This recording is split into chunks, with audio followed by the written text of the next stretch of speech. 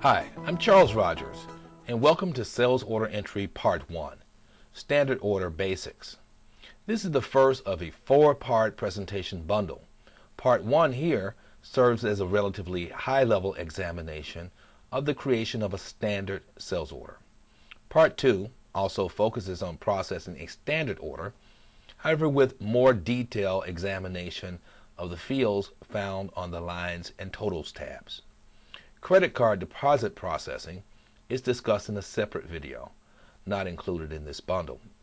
Part 3 focuses on the creation of the use of master and repeating order templates. Finally, the 4th installment of this bundle takes a look at quotes and the benefits that they can potentially bring to your process flow. Let's start with accessing the task and taking a look around. To access the task, expand the sales order folder, the main subfolder, and the sales order entry task is the first task under that subfolder.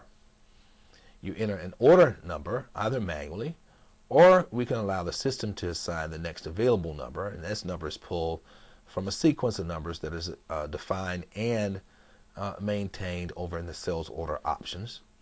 You can also look up existing records. You see other types here other than the standard order type, and you can scroll through those existing records.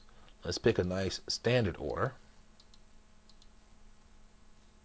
39 here, and let's examine a couple of other things. We can also go in and launch the sales order printing application from the printer icon in the lower right corner. Now, if you're starting this process anew, the defaults button allows you to go in and define default information before beginning the data entry session.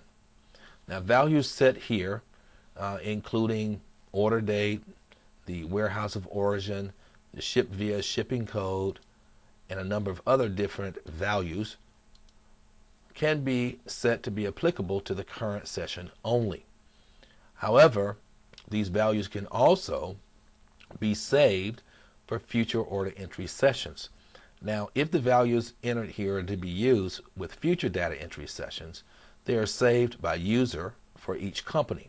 And if users have not been established in the security area of this system, these values are then stored by workstation. For now, we're going to cancel that. Finally, if you're entering a new order, the Copy From button can be used to copy the contents of orders from existing records, including sales orders, sales order history and quote history records, as well as invoice history records. Let's go in and start to create an order.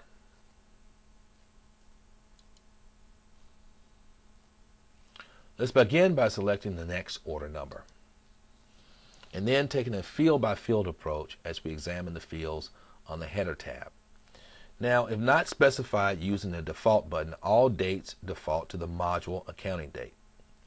The order type must be set to standard, and there are a number of other order types, including back order, master, repeating, and quote to choose from. A standard order potentially could be copied from a master or repeating order record, and we'll examine that in another part of this video series bundle. The customer number is then entered. We select the first customer number on the list. The customer number being entered then populates a number of fields. These fields are populated based on defaults established at the customer level. Now, defaults specified through the default button found on the sales order entry task actually take precedence when they're at variance with the customer level defaults. Your PO number can be entered, and this is not validated against any field. The ship date defaults, like all other dates, from the sales order module accounting date and serves as the default date for all of the detailed lines back on line tab 3, as we'll see in just a bit. The status defaults to new, and this is until the order has been printed. After printing, the status is automatically updated to open, and you can manually enter a status of whole, which gives you an opportunity to enter a reason code, and the reason code is a very good way of using report filters to understand exactly why or what reasons certain orders or certain groups of orders have been placed on hold. Also, when an order is on hold, it cannot be shipped until that status has been changed back to open. We'll leave this at status new. And the warehouse code that follows is used to indicate the warehouse of origin where the order is to be shipped from. The sales tax schedule, which is defaulted from the customer record, actually determines or helps the system calculate the sales tax rate. The ship to address can actually be at variance from the bill to address, and we'll examine that more when we get back to the address tab. The hyperlink ship to address allows me to launch the customer ship to address maintenance task, and we'll see a similar launching or an exact launching back on the address tab later. If you enter in a ship to address that doesn't exist, you're allowed to create a new ship to address on the fly. The same thing with terms code and ship via. They allow you to launch your individual tasks, that, for example, the AR terms code maintenance and the ship via maintenance. The terms code, of course, is defaulted from the customer level, and the terms code allows you to determine the trade terms for this individual order. The ship via indicates the shipping code or the method of shipping. You can also establish the FOB or free on board orientation, free on board shipping point, free on board destination. Some people refer to that as freight on board. Some people refer to it as free on board. The confirmation, the contact, and the confirmation contact email are also pulled from the customer's primary contact record. The fax number is also pulled from that.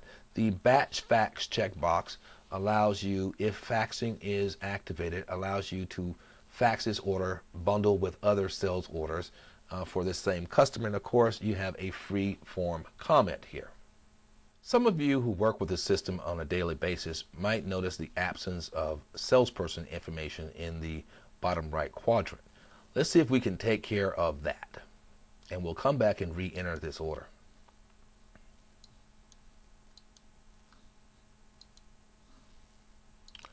Let's first go to the accounts receivable module, setup.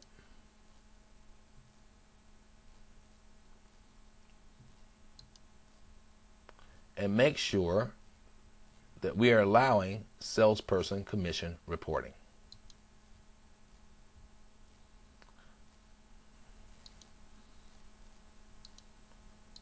Then let's go to the sales order setup and make sure that we allow commission to be split between two or more salespersons.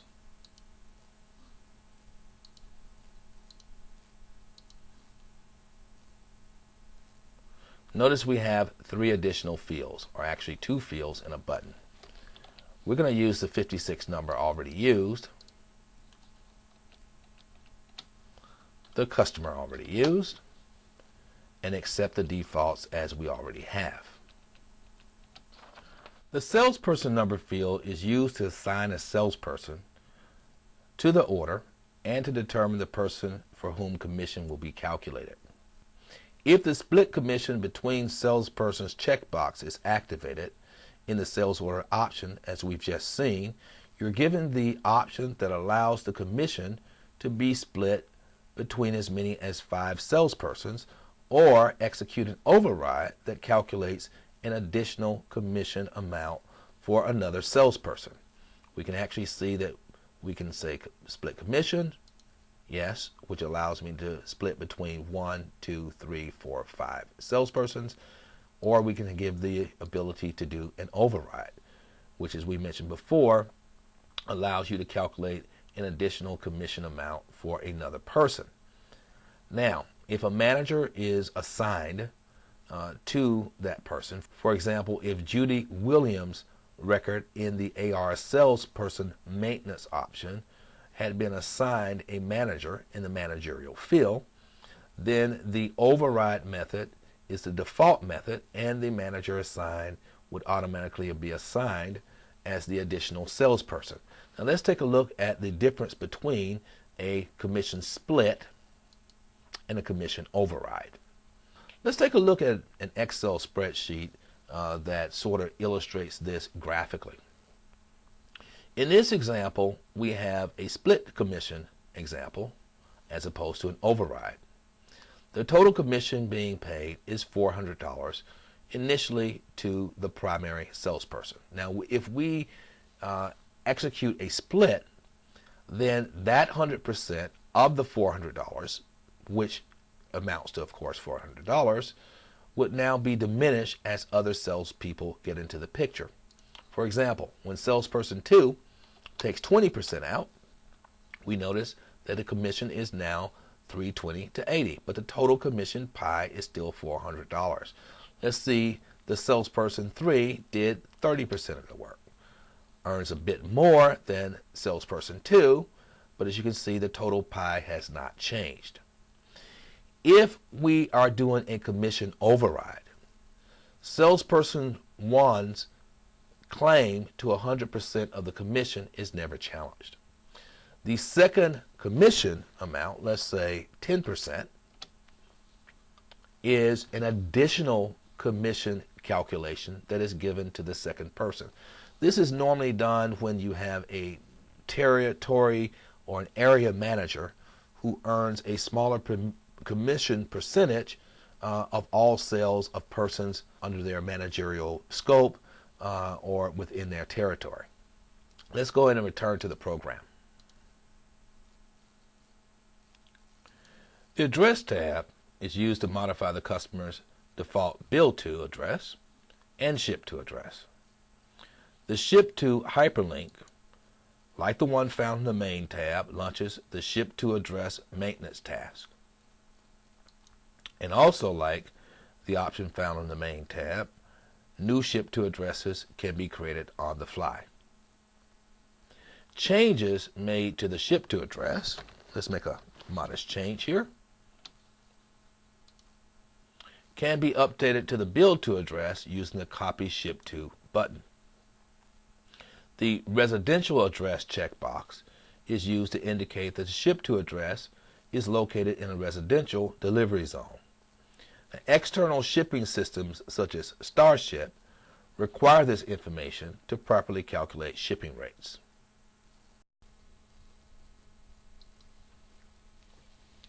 The Lines tab is used to enter the products and services being sold to the customer, as well as any comments that you'd like to appear in the detailed lines section on the sales order itself.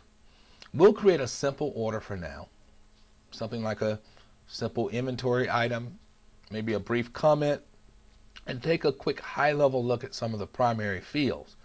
In part 2, we'll take a more in-depth look at the fields and the buttons that make up this tab. Let's look at the item code field. Item code field allows us to enter an inventory item, allows us to enter a kit item, which can be selected from the item list, but we can segregate our kit items from the other items by selecting the gold binoculars. We can enter a miscellaneous item or miscellaneous charge or predefined comment from our miscellaneous item code file by typing a slash before we do a lookup. That allows us to access predefined items, charges, and comments. We don't have any items defined here, but we do have a comment, and we have a number of different charges that are out there. We can enter a special item, and this is an item that we normally don't carry in stock, and is an item that is expressly by definition not in our inventory, and we start that or indicate that this is a special item by starting this with an asterisk, and we can follow that by as many as 14 characters. Of course, we need to enter some information about this item because it's not being pulled from inventory, and once we enter the quantity that we like ordered, we need to enter our price and cost information, our description information. We actually set up the general ledger information in the sales order options section, but we can actually override the sales account here, as we can see. Another type of item that we can enter in this section is a one-time miscellaneous charge, which is /M, and we'll press enter. Of course, we need to enter some information about that, including overriding the default description and putting an extended price for this. We also need to enter general ledger information, and we can enter a one-time comment in much the same way, /C or /C, and press enter, and that allows us to put a comment as long as 2048 characters long. We can create miscellaneous items and predefined comments on the fly. If we type / and type in a comment, let's say this is going to be any item, and I can answer affirmatively to the prompt. This is a new miscellaneous item code, and it would take me to the miscellaneous item maintenance area and allow me to create that on the fly. We're going to answer negatively to that. We can do the same thing with comments. Now, the one-time miscellaneous items and one-time miscellaneous or one-time comments are not the same as adding charges and comments on the fly, as we just demonstrated, as the one-time miscellaneous charges and one-time comments are not saved back to the miscellaneous item file. So let's start off by simply going in and entering an item. Let's make this simple, and we'll do some of the more of the detailed elements of this when we go to part 2 and look at a more detailed analysis of this entering of a standard sales order. Notice as we go to the quantity, the available quantity for this warehouse is shown in what we call the status line area of this data entry field. We're going to respect the quantity that 3 is there, and we're going to only order 1. We don't enter anything in the back order field. We're going to set the unit price, and we can put a comment here. The customer has requested that no decals be entered on their bike or pre-stamped on their bike. So we're going to say no detail at customer's request. And we can also enter a one-time comment, and this is just a simple line, and this is the comment line after the line. And that can, of course, be 2048 characters long as well. Let's go over and take a look at the totals. Let's note that when you're entering an inventory item, a number of the defaults are populated here from the item record itself. We'll take a more in-depth look at that, as I said, over in part 2. Finally, over in the totals tab, there are 4 or 5 sections. There's a section that allows me to enter a discount against the amount that is subject to discount. You can enter a percentage and have it calculated, or you can actually enter the amount of discount and have the discount rate calculated in a backwards fashion. You can enter the freight amount manually. Depending on the code that we have in the ship via field, we can actually have the system calculate this for us. In this particular case, the truck shipping code is set up to do a calculation based on weight, and we're using the flat rate times the shipping weight. We have one of our videos that concentrates on setting up shipping rate over in shipping rate maintenance, and this is a flat rate, and so whatever unit we put there for weight is going to be multiplied by $5. So if in this particular case, if we put in 10 units of weight, the system calculates $50. Of course, we can override that. We are going to discuss at a later time the payments and deposits that can be recorded against this sales order, but it suffices for now to say that we can record a payment and a deposit that is of a check nature, a credit card nature. Of course, we can set that to none.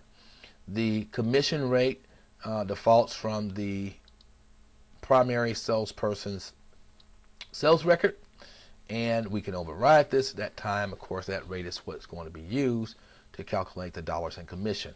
And now we've covered the 4 major zones here on the totals tab. Let's end by looking at the sales tax detail button, which can be used to examine or modify sales tax has been calculated for any jurisdiction that's associated with the sale. You should not have to go in and modify the amounts that are calculated. If you do so, that should be an indication that something is going wrong in your calculation and the way that you have the sales tax rate set up, and you might want to re-examine the setup of your sales tax features.